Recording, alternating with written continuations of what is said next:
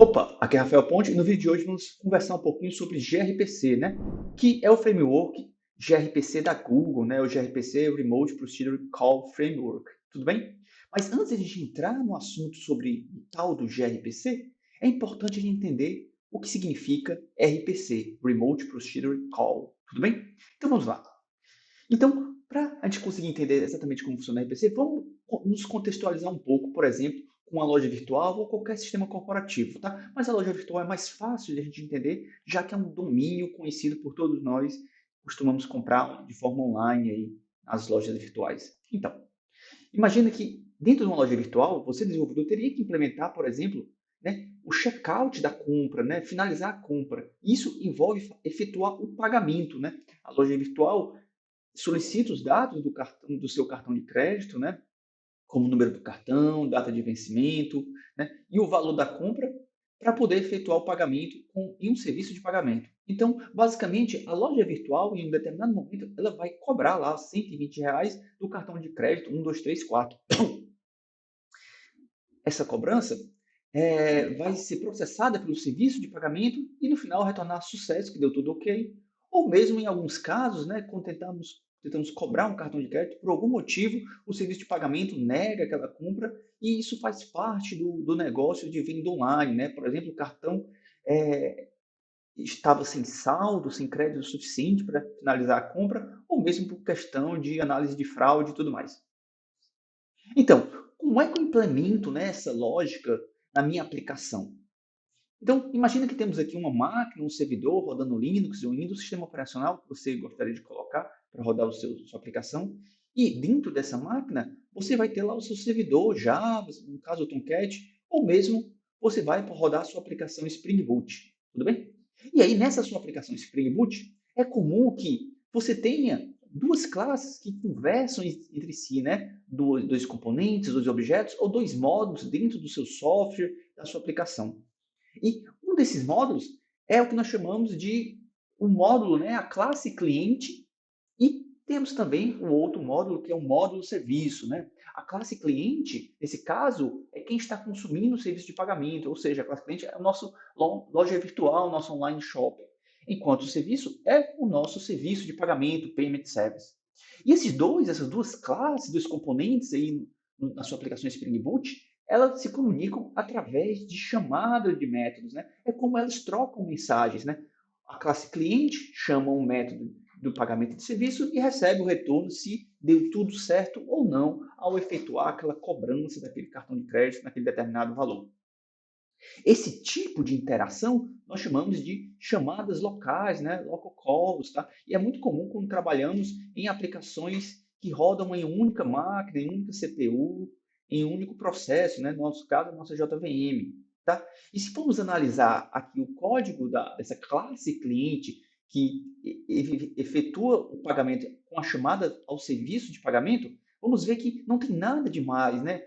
Repare que basicamente nós criamos aqui um objeto, uma estrutura de dados, né, com os dados do cartão para fazer a solicitação daquela compra. Tá?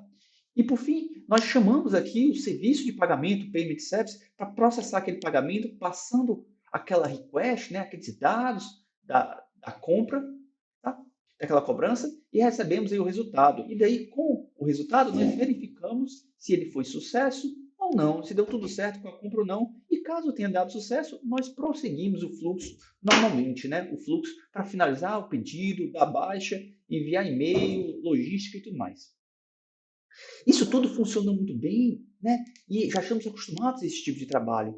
Mas quando falamos de sistemas distribuídos, né, nós estamos falando que esse workflow aqui da loja online, solicitar cobrança ao serviço de pagamento, é um pouquinho diferente, né? Porque quando falamos em uma loja online, é complicado achar que um único software resolve todos os problemas, né? Nesse caso, eu tenho um software que vai resolver os problemas de loja online, catálogo de produtos, vendas, indicações e tudo mais, recomendações e tudo mais, e ao mesmo tempo ele vai fazer todo o meio de campo para efetuar o pagamento, verificar fraude, se comunicar com a bandeira do cartão de crédito e tudo mais. Então, no mundo distribuído, geralmente a gente divide as aplicações por responsabilidade, tá? Então, eu teria uma aplicação somente aqui para fazer a loja online e eu teria uma outra aplicação, um outro serviço, né, independente ali, isolado, para fazer todo um processamento, né, da cobrança do cartão, incluindo fraude, análise e tudo mais, retentativas, caso o cartão não tenha saldo ou qualquer outro tipo de problema referente à cobrança de cartão de crédito. Tá bom? Ou seja, em vez de eu ter uma máquina, eu teria duas máquinas, né, separadas aí. E cada uma dessas máquinas rodariam uma aplicação, né? Nesse caso, estamos rodando aplicações Spring Boot, mas poderia ser aplicações em linguagens, plataformas diferentes, tá? E em um lado, nós teríamos aqui nossa loja online, né, que continuaria sendo o nosso cliente, nossa classe, nosso componente cliente. Do outro lado, teríamos a classe de serviço, né, que é o serviço de pagamento, que vai receber a chamada de cobrança do cartão de crédito e vai efetuar a cobrança ao cartão junto à bandeira, ao banco e tudo mais. E aí, essas duas máquinas, esses dois serviços, né, essas duas classes, componentes de software, eles são separados pela rede, né, pela internet ou mesmo por data center.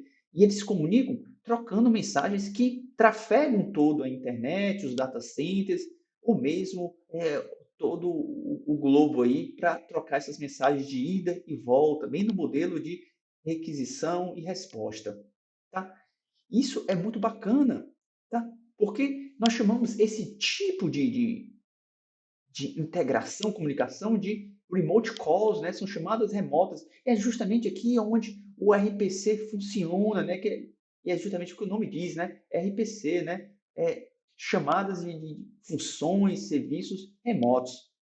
E se formos olhar aqui o código da nossa loja online, você vai perceber que é a mesma coisa do que tínhamos antes. Tá? Continuamos montando aqui a request e submetendo para o serviço de pagamento. O código não mudou nada, né? Continua a mesma coisa, mesmo eu fazendo uma chamada local em memória, no mesmo CPU, na mesma máquina, ou quando eu faço uma chamada entre máquinas em locais diferentes ao redor do mundo, né? Ou seja, cada uma em um país ou um data center diferenciado, tá? Separados pela internet. Tá? E quem resolve todo esse tipo de comunicação, né, esse RPC, são frameworks RPCs, tá? Que justamente adicionamos aos nossos projetos para que eles consigam fazer essa comunicação e essa integração, escondendo toda a complexidade do desenvolvedor e no final temos o código muito parecido com aquele que vimos antes. Tá? Basicamente não tem nenhuma mudança. Então, pensando em um framework RPC, nós continuamos aqui com um lado nossa loja online e do outro lado nosso serviço de pagamento. Agora, com o framework, ambos precisam rodar lá a mesma biblioteca, o mesmo framework, para que essa comunicação ocorra. No caso da loja online, ela é o cliente RPC, enquanto o serviço de pagamento, que fornece o serviço para efetuar a cobrança do cartão de crédito, ele é o servidor RPC, né? Ele está fornecendo o serviço para que algum cliente, consumidor, processe lá a cobrança de cartão. E o que acontece aí por baixo dos panos? Né? Qual é o workflow? A loja online, em determinado momento, ela vai precisar processar lá o cartão e vai utilizar classes de stubs. Tá? Essas classes de stubs geralmente são geradas pelo framework RPC que você utiliza, tá bom? E aí, ao chamar aquela classe de stub, ele vai passar todo o processamento para o framework de RPC, tá? E aí, antes do framework de RPC mandar a requisição que vai trafegar a internet até o servidor de RPC, ele tem que serializar aquela mensagem, transformar aquele objeto em memória em uma mensagem que possa ser serializada e que possa ser trafegada na rede, tá? Aqui é um formato qualquer, nesse caso eu utilizei JSON, mas poderia ser qualquer outro formato. Então, após serializar, é que o RPC Client lá, a biblioteca, ele envia para o servidor. O servidor vai receber aquela mensagem serializada que trafegou a rede, vai deserializar e vai executar a lógica de negócio, que é de fato toda a complexidade sobre uma cobrança de um cartão de crédito. Com o fim da cobrança, da lógica de negócio, o serviço de pagamento ele vai retornar aí uma resposta para o cliente, né, dizendo se deu sucesso ou não e talvez aí com a Transaction ID, né, um ID de identificação da transação. Vai serializar essa informação, transformar de objeto para para JSON e enviar para o cliente vai receber esse JSON e vai deserializar, transformando ele em um objeto em memória e assim retornando lá para o nosso código Java o resultado dessa operação, tudo trafegando na rede. E o framework RPC é que vai cuidar de toda essa complexidade de comunicação, autenticação, segurança, com, compactação e toda a complexidade que nós desenvolvedores não gostaríamos de ter que lidar, né? Esses problemas de protocolo, tá? Ou seja, no final só queremos chamar o Payment Server Process Payment Request e não importa como isso vai acontecer. O framework RPC vai cuidar dessa complexidade para a gente, né? E essa transparência em como trabalhamos ao efetuar chamada remota, nós chamamos de Location Transparency, tá? E justamente um bom framework, ele cuida disso para a gente, né? A gente programa como se estivéssemos fazendo chamadas locais, mas na verdade nós estamos fazendo são chamadas remotas e toda a problemática e complexidade por trás daquela chamada fica a cuidado lá do nosso framework RPC. Isso funciona muito bem em teoria, né? Mas na prática não é bem assim, né? A realidade é muito mais dolorosa quando falamos de sistemas distribuídos e chamadas remotas, tá? Nesse modelo, quando tudo parece simples e resolvido pelo framework RPC, há toda uma complexidade nessa comunicação. Por exemplo, tanto o código cliente como o código lá do servidor podem ter bugs e crasharem, né? Ou mesmo a biblioteca do nosso framework RPC pode ter algum bug. Junto a isso, eu posso ter problemas ali na internet, como lentidão, perda de pacotes, delays, né? Problemas de segurança e tudo mais. Não à toa, eu posso ter um erro justamente quando eu estou mandando a requisição e ela mal saiu ali do meu data center ou do meu servidor. Ou quando a mensagem saiu do meu servidor, mas nem chegou, né, direito lá no meu serviço e ela morreu no data center lá onde roda o serviço de pagamento. Ou mesmo o serviço de pagamento conseguiu fazer a cobrança, mas no momento que ele tenta devolver aquela mensagem, algum problema de rede, perda de pacote, e a mensagem não chega ao cliente. Ou a mensagem chegou ao data center, ao servidor do cliente, mas por algum motivo não conseguiu ser processada lá pelo componente da loja online.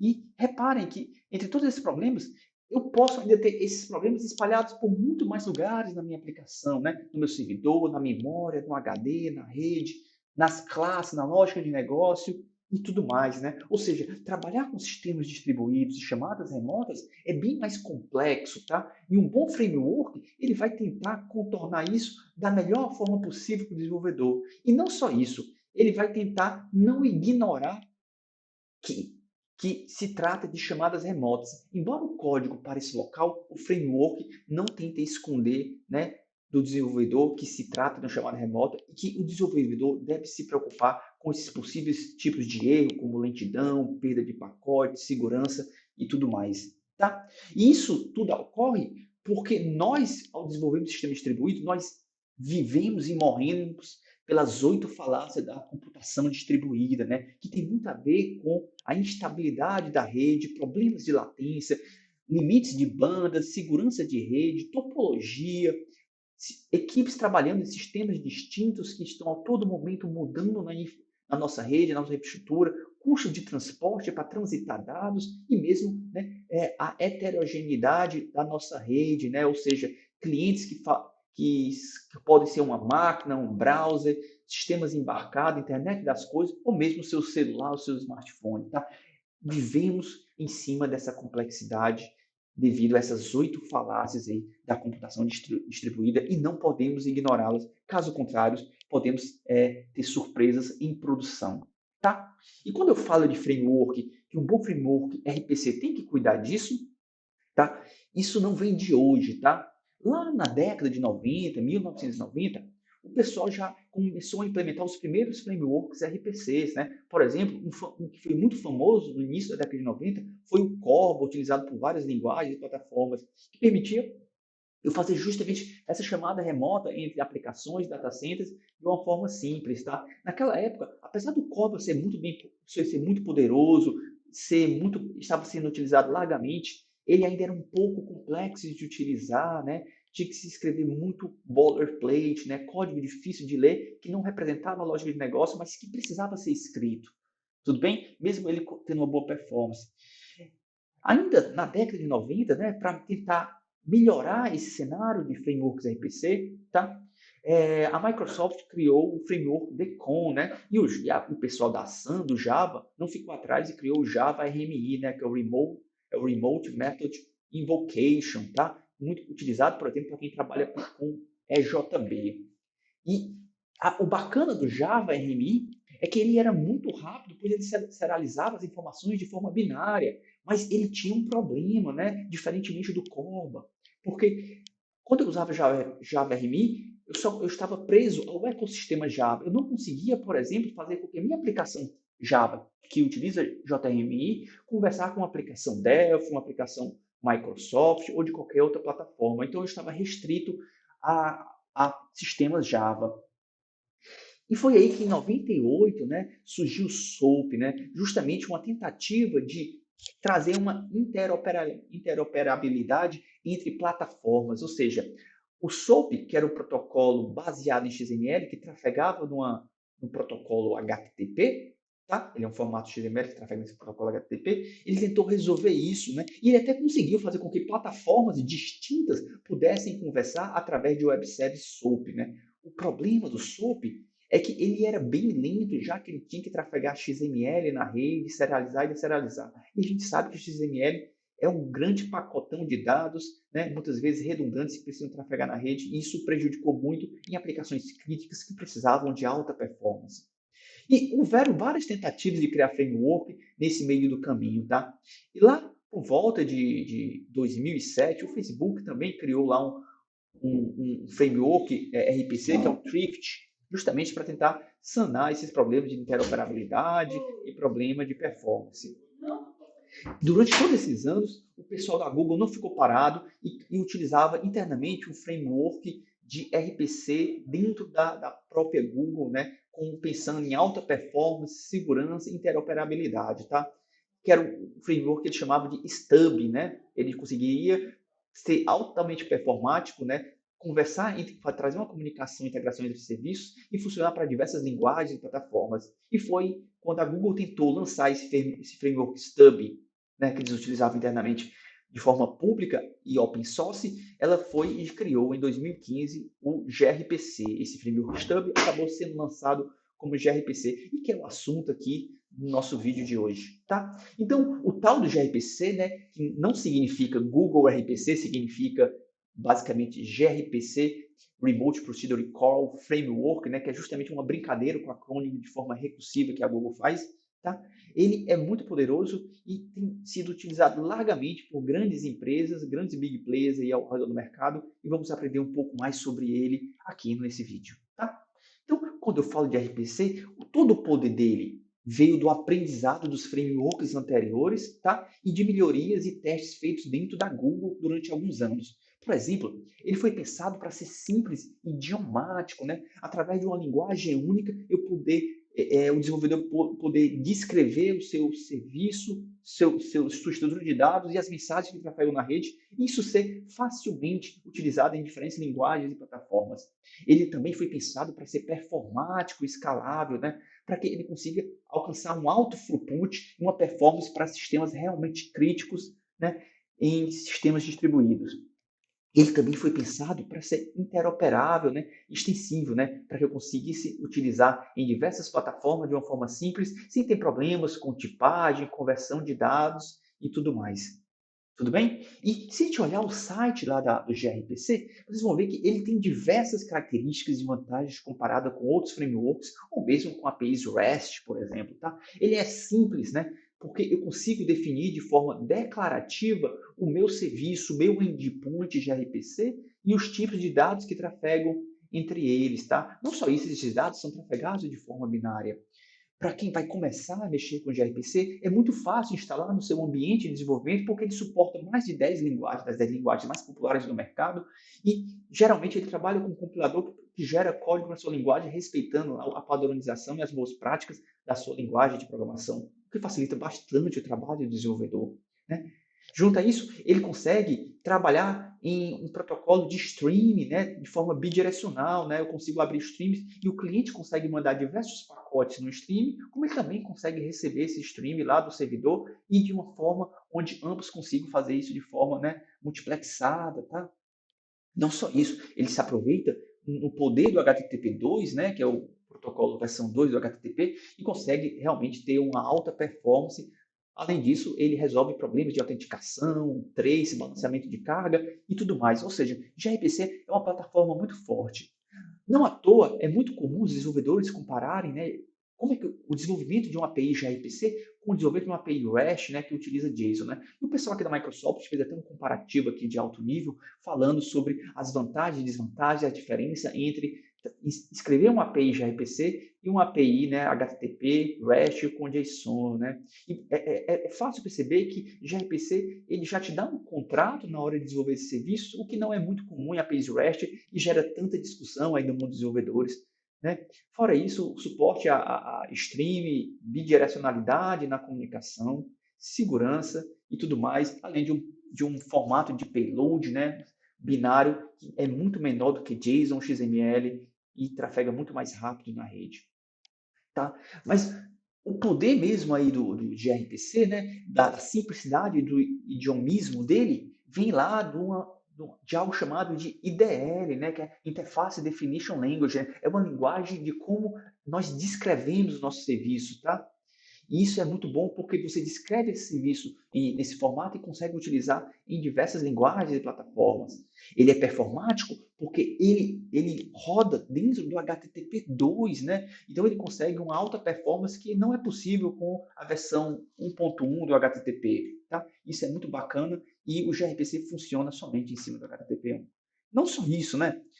Pensando em interoperabilidade, isso só é obtido graças ao protobuf, né, na versão 3, que permite que eu utilize aquela IDL, né, aquela linguagem de definição de interface de serviço, e consiga compilá-la e gerar código para diversas plataformas de uma forma interoperável. Isso é muito bacana, graças ao protobuf, tá? E tudo isso, todo esse poder do gRPC, ele se torna muito útil em diversos cenários, né? Como, por exemplo, uma aplicação mobile ou mesmo, né, no nosso querido mundo de microserviços e sistemas altamente distribuídos. Tá? E quando eu estou falando de microserviços, geralmente eu tenho a minha infraestrutura e essa minha infraestrutura, minha rede, minha empresa, ela roda diversos pequenos serviços, né? Cada um com responsabilidade bem definida. E esses serviços, cedo ou tarde, precisam, né, expor, através de APIs REST, por exemplo, os seus serviços para que usuários, clientes e aplicações mobiles ou embarcadas consumam. Só que eles não podem sair consumindo esses serviços abertamente, assim, né, sem qualquer preocupação com segurança, tracing, log, monitoramento e tudo mais. Tanto é que é comum que esses microserviços fiquem sempre por trás de um API Gateway, né? E esse API Gateway é a porta de entrada lá para as chamadas REST. E quando ele recebe lá as chamadas REST das nuvens, das aplicações que vêm de fora da minha infraestrutura, da minha rede,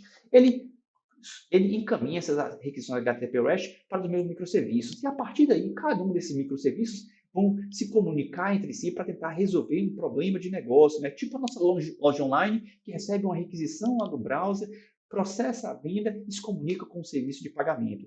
E essa comunicação entre os serviços, né? Nós chamamos de comunicação leste-oeste, né? Essa comunicação horizontal, tá? Poderia ser feita de qualquer forma, né? Como, por exemplo, usando Java MI, HTTP, SOAP, né?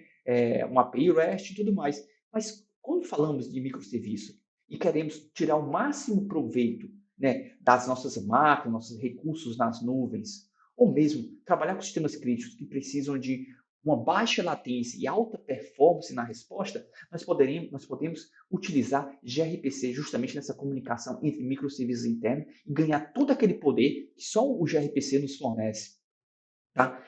Não só isso, né? O gRPC vai nos permitir, né, mudar aí de plataforma, de linguagem, fazer com que times trabalhem com linguagens e plataformas diferentes e ainda assim eu continuar com a mesma vantagem e o poder de performance, né, e dinamismo lá do gRPC. Tudo bem? E todo esse poder aí do gRPC de se comunicar em plataformas, linguagens diferentes, né, não acontece à toa, tá? Ele roda o gRPC. roda e se baseia sobre os ombros de algo chamado de protobuf ou protocol buffers, né? O protocol buffers nada mais é do que um formato binário, tá? Utilizado para trafegar na rede e ou mesmo persistir em disco, tá? E o bacana do protobuf é que esse formato binário permite que consiga condensar uma quantidade maior de dados e transitar na rede de forma mais compacta e assim preservando banda e uso de CPU, tá? O que é muito bom, o que acaba isso combinando com HTTP2 e trazendo alta performance na comunicação entre os serviços. Tá? E quando a gente fala de performance do gRPC, do protobuf, tá? O pessoal da Google fez alguns benchmarks lá por volta de 2016, 2017, e eles perceberam que dentro da Google Cloud, lá, o uso de gRPC ele conseguiu ser até 3 vezes mais rápido, ter um maior throughput do que utilizar APIs REST para comunicação entre serviços. Não só isso, ele percebeu que ainda mais o maior ganho não foi nem nesse tráfego de rede que já é muito bom, mas sim no uso de CPUs, porque por trafegar um formato binário é muito mais, que é um formato que a máquina entende, é muito mais fácil serializar, deserializar e processar essas informações. Ou seja, o consumo de CPU acaba sendo 11 vezes menor do que tentar ler, serializar e deserializar um JSON ou um XML. Isso faz toda a diferença nesse mundo de nuvens, onde a gente quer tirar o maior proveito das máquinas, dos recursos, né, do cluster de Kubernetes e tudo mais, ou mesmo se você vai rodar gRPC no seu smartphone e você não quer consumir muita banda na sua 3G, 4G, ou mesmo acabar a bateria rapidinho lá do seu celular. Tá ok?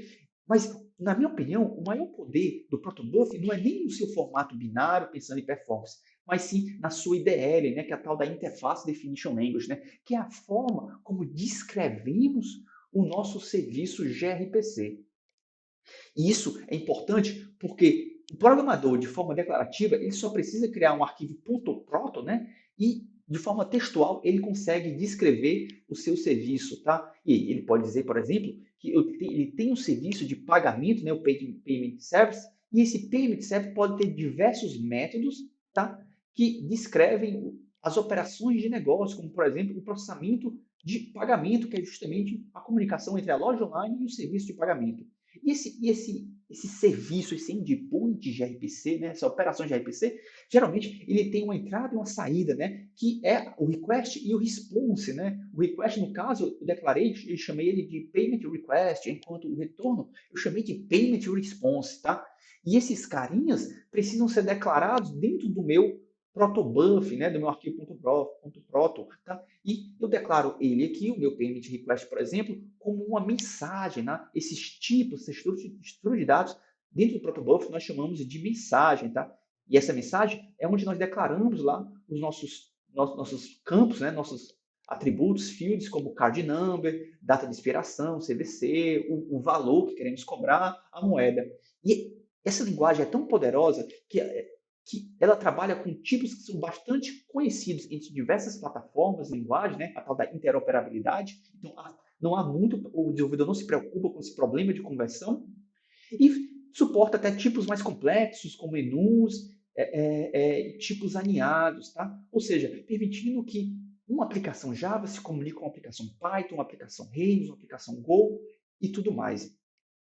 Da mesma forma, eu declaro a minha mensagem payment response e seus campos, né? Nesse caso, eu usei um booleano para indicar se o pagamento ocorreu com sucesso ou não. Ou seja, essa linguagem declarativa ela é muito poderosa e traz toda a interoperabilidade aí para trabalhar entre plataformas distintas. Tudo bem?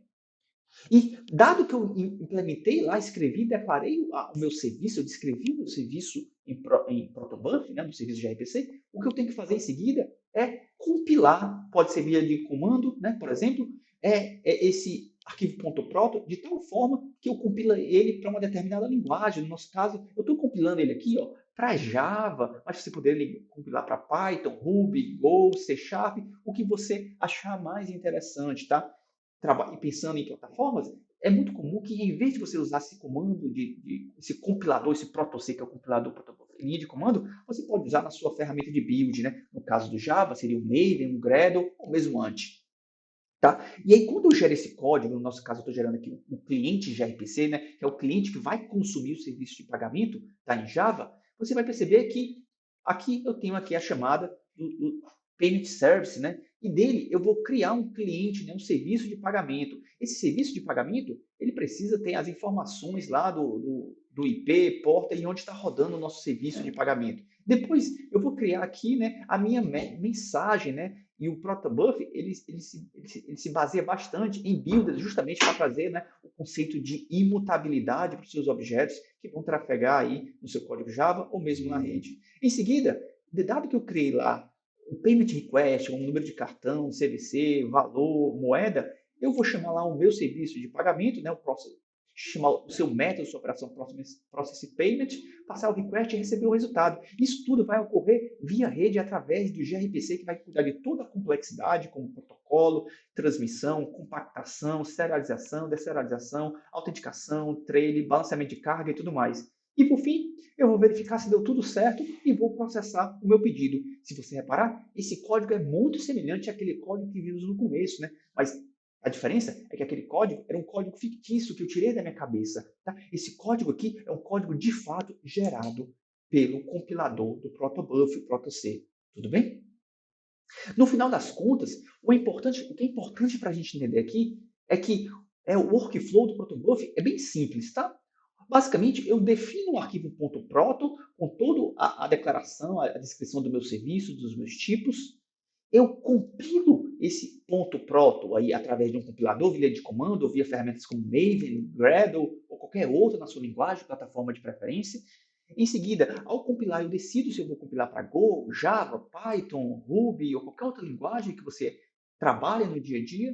E só então, o terceiro passo é eu vou serializar aquela informação para guardar em disco, né? Ler em disco, serializar, deserializar, ou mesmo trafegar na rede aí, em qualquer ferramenta, qualquer protocolo. Ou seja, o Protobuf, ele não necessariamente só funciona com o gRPC. Eu posso utilizar ele para outros fins e outros tipos de problemas e cenários, né? Como, por exemplo, mensageria com Kafka, seu broker de mensagens, ou outro tipo de comunicação entre serviços.